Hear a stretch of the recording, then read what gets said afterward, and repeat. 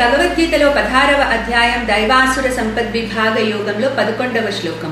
చింతామపరిమేయాంచ ప్రళయాంతాముపాశ్రితాః కామోపభోగ పరమాః ఏతావదితి నిశ్చితాః.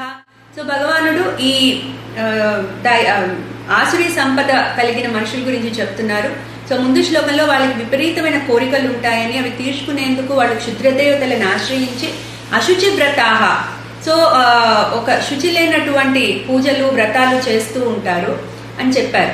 So ఇప్పుడు వాళ్ళు ఏంటి, చింతామ పరిమేయాంచ ప్రళయాంతాముపాశ్రితాః కామోపభోగ పరమాః ఏతావదితి నిశ్చితాః. సో వాళ్ళ ఫైనల్ ఏంటి, ఈ మనుష్యుల మానవ జన్మ కేవలము సుఖాలు అనుభవించడానికే. కామోపభోగ పరమాః అంటే మానవుడి యొక్క పరమ లక్ష్యం సుఖాలు అనుభవించడమే, కోరికలు తీర్చుకోవడమే అని అనుకుంటూ ఉంటారట. సో కామోపభోగ పరమాః ఏతావదితి నిశ్చితాః. సో అది నిశ్చయంగా వాళ్ళు అనుకుంటూ ఉంటారు. దానివల్ల ఏంటి, చింతామ పరిమేయాంచ అపరిమితమైన చింతకు లోనవుతారు వాళ్ళు.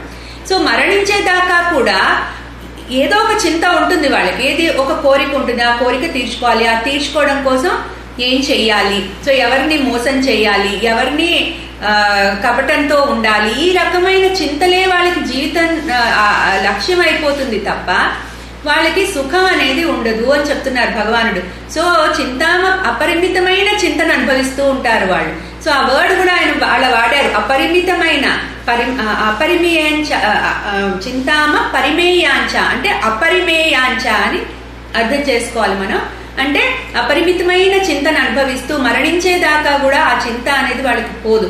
ఎందుకు, సుఖాలు కామాలే కోరికలే జీవిత లక్ష్యం, మానవుడికి అవే జీవిత లక్ష్యాలను భావిస్తూ అవి తీర్చుకునే పనిలో ఉంటారు కాబట్టి ఆ చింత అనేది వాళ్ళకి పోదు మరణించేదాకా అని చెప్తున్నారు భగవానుడు. క్లీం కృష్ణాయ నమః.